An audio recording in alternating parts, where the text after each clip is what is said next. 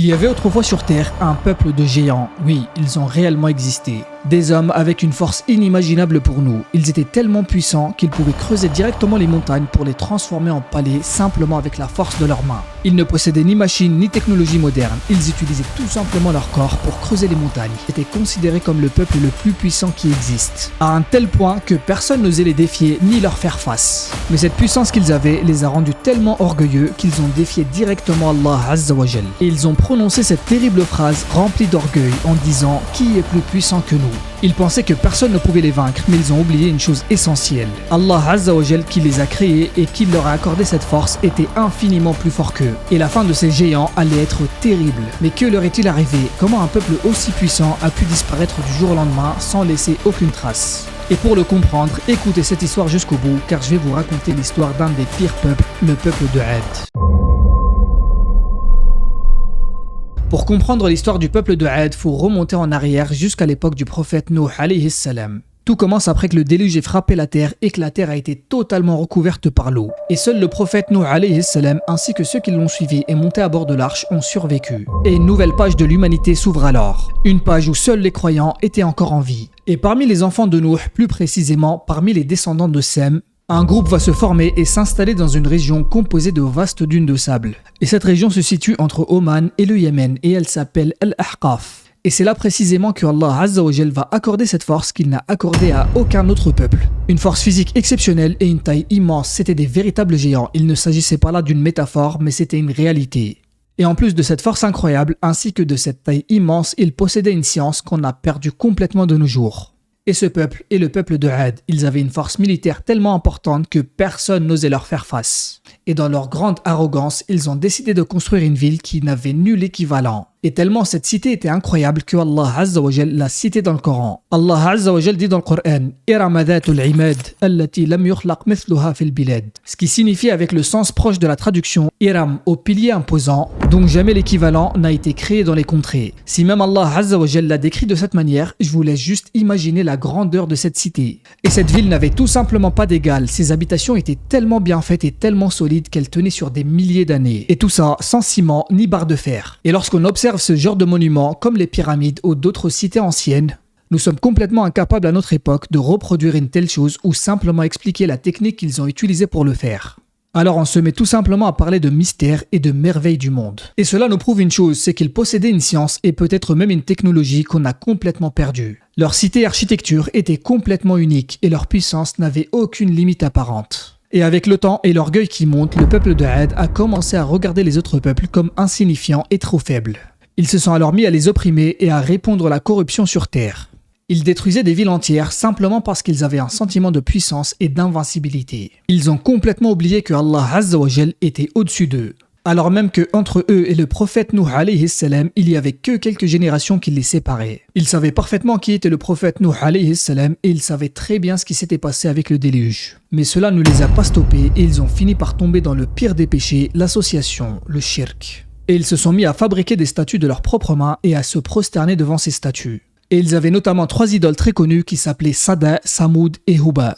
Et malgré tous les bienfaits que Allah Azza wa Jal leur a accordés, ils ont décidé d'associer et se sont vus au-dessus de toute chose. Et c'est là qu'ils ont prononcé cette phrase arrogante et provocatrice en disant « Qui est plus fort que nous ?» Une simple phrase rhétorique pour eux, car selon eux, personne ne pouvait les battre. Ils ignoraient que celui qui les avait créés pouvait les faire disparaître aussi facilement qu'il les avait créés. Mais la réponse d'Allah Azza wa Jal vient d'abord sous la forme d'un homme nommé Hud. Et le prophète Hud alayhi salam, c'était l'un d'entre eux. Il était issu directement de leur peuple et c'était leur propre frère. C'était l'un des plus intelligents et les plus nobles d'entre eux. Et comme tous les autres prophètes, il a commencé à les appeler à l'unicité d'Allah Azza wa Jal, à délaisser l'association et l'adoration des statues, et il s'est mis à leur rappeler le peuple de Nuh alayhi salam qui était pas loin d'eux, ni dans la lignée, ni dans le temps. Et il a tenté de réveiller leur cœur qui était complètement pourri et corrompu par le shirk et les péchés. Et ils n'ont rien trouvé d'autre à faire que de se moquer de lui en lui disant « Est-ce que tu es devenu fou ?» Et lui ont également dit « Comment veux-tu qu'on abandonne les divinités sur lesquelles on a trouvé nos pères avant nous ?» Et subhanallah, cette réponse est encore donnée de nos jours. Lorsque tu poses la question à un associateur, tu lui dis « Pourquoi est-ce que tu adores des statues ?» Réponse est exactement la même que celle du peuple de Ad. Ils répondent tout simplement qu'ils ont trouvé leurs parents sur cette voie, alors ils les suivent aveuglément, sans réfléchir, alors qu'ils savent très bien au fond d'eux qu'ils sont dans l'erreur. Et le peuple de Ad suivait un roi qui était un véritable shaitan et il s'appelait Shaddad ibn Ad. Et il détestait profondément le prophète Hud alayhi salam et il disait c'est qu'un menteur et c'est qu'un homme comme eux qui n'a rien de plus. Et avec les jours qui passent, ils n'ont rien trouvé d'autre que d'accuser le prophète Hud alayhi salam de folie. Et ils se sont mis à dire c'est nos divinités qui t'ont rendu fou comme ça. Alors le prophète Hud alayhi salam leur a lancé un défi à eux ainsi qu'à leurs fausses divinités. Et il leur a dit je ne suis pas fou, essayez de me faire du mal vous ainsi que vos fausses divinités car j'ai placé ma confiance en Allah, mon Seigneur et le vôtre. Alors le peuple de Ad se sont réunis et ils ont essayé de lui faire du mal. Mais le prophète Hud alayhi salam était protégé par Allah Azza wa Jal et ils n'ont rien réussi à lui faire. Et ça, c'était un de ses miracles. Et même après avoir vu ce miracle devant eux, le peuple de Ad ont continué dans leur orgueil et leur mécréance. Et les jours passent et le peuple de Ad continue à s'enfoncer dans sa mécréance et à refuser le rappel de Hud alayhi salam. Et leur mécréance les a poussés à un tel point qu'ils ont prononcé cette phrase en réponse à Hud alayhi salam. Ils lui ont dit que tu nous appelles ou non, nous te répondrons pas. Et si tu es sur la vérité, apporte-nous le châtiment que tu nous promets.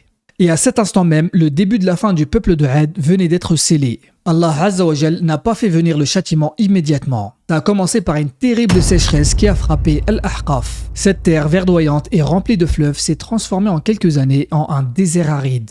Et tout était en train de mourir autour d'eux. Leur force ne leur servait à rien du tout, ils ne pouvaient pas faire venir une seule goutte d'eau. Alors complètement épuisés et frappés par la soif, ils ont fait un choix. Ils ont décidé d'envoyer 70 hommes invoqués à la Mecque. Oui, vous avez bien entendu, à la Mecque. Bien qu'ils soient associateurs, ils savaient très bien que cet endroit était béni et les invocations là-bas étaient exaucées. Et lorsqu'ils sont arrivés devant la Mecque, ils se sont mis à implorer pour avoir de la pluie. Et en peu de temps, 3 nuages sont apparus. Un nuage blanc, un nuage rouge et un nuage noir. Et leur chef qui était parmi eux a entendu une voix qui lui demandait de choisir entre ces 3 nuages. Et il a directement choisi le nuage noir car il pensait qu'il était chargé de pluie. Et ces hommes étaient très heureux, ils se sont dit enfin nos divinités nous ont répondu. Et ils ont pris la route inverse pour rentrer chez eux et le nuage noir les suivait jusqu'à Al-Ahqaf. Et en les voyant approcher, leur peuple les ont vus avec ce nuage noir qui les suivait. Et ils se sont mis à dire voici un nuage qui nous apporte la pluie. Mais une femme parmi eux a senti le châtiment approcher et elle s'est évanouie. Et lorsqu'elle s'est réveillée, elle s'est mise à crier. Elle leur a dit qu'elle avait vu des flammes et des éclairs sortir de ce nuage et que ces nuages noirs étaient tirés par des anges. Et elle a compris que c'était pas une miséricorde mais une destruction qui était en train de s'approcher d'eux. Et le moment de la réponse arrive alors à cette fameuse question « Qui est plus fort que nous ?» Et presque tous les gens du village sont sortis en courant pour accueillir ce nuage et accueillir la pluie. Et lorsqu'une grande partie du peuple de Ad s'est rassemblée sous ce nuage, la réponse fut donnée par des éclairs, un vent glacial et un bruit d'hurlement. Ce vent était destiné uniquement à la destruction. Et ce vent était tellement violent qu'il leur brûlait la peau, les arrachait du sol et les plantait tête la première. Même ceux parmi eux qui ont réussi à s'enfuir, à se réfugier dans les montagnes, le vent est rentré et les a fait sortir de force. Et Allah Azza wa Jal nous les décrit parfaitement dans le Coran en les comparant à des palmiers déracinés. Et ce châtiment terrible s'est poursuivi pendant 8 nuits et 7 jours consécutifs sans aucune pause. Et tout ça dans une obscurité totale. Le ciel était complètement couvert par les nuages jusqu'à ce que le peuple de Ad soit complètement éradiqué. Et une fois que ce châtiment s'est arrêté, il ne resta plus rien. La ville était totalement ensevelie et le peuple de Ad était éparpillé sur le sol avec la tête séparée du corps. Comme s'il n'avait jamais existé tout simplement. Quant au prophète Hud alayhi salam et les croyants qui l'ont suivi, Allah Azza wa Jal leur a ordonné de se mettre à l'abri et ce vent ne les a pas touchés. Ensuite, lorsque tout s'est terminé et que le peuple de Ad était en train de giser au sol comme s'il n'avait jamais existé, le prophète Hud alayhi salam revient vers eux et leur adresse une phrase très lourde. Je ne vais pas m'attrister pour vous, je vous ai adressé le message de mon Seigneur. Je vous avais conseillé sincèrement, mais vous n'aimiez pas les conseiller. Ensuite, il s'est retourné et il est tout simplement parti avec les croyants. Et c'est ainsi que le peuple de Ad fut complètement éradiqué. Et cette histoire nous rappelle que peu importe la puissance que l'être humain croit détenir, il ne reste qu'une créature faible, un simple virus ou une maladie peut complètement l'anéantir.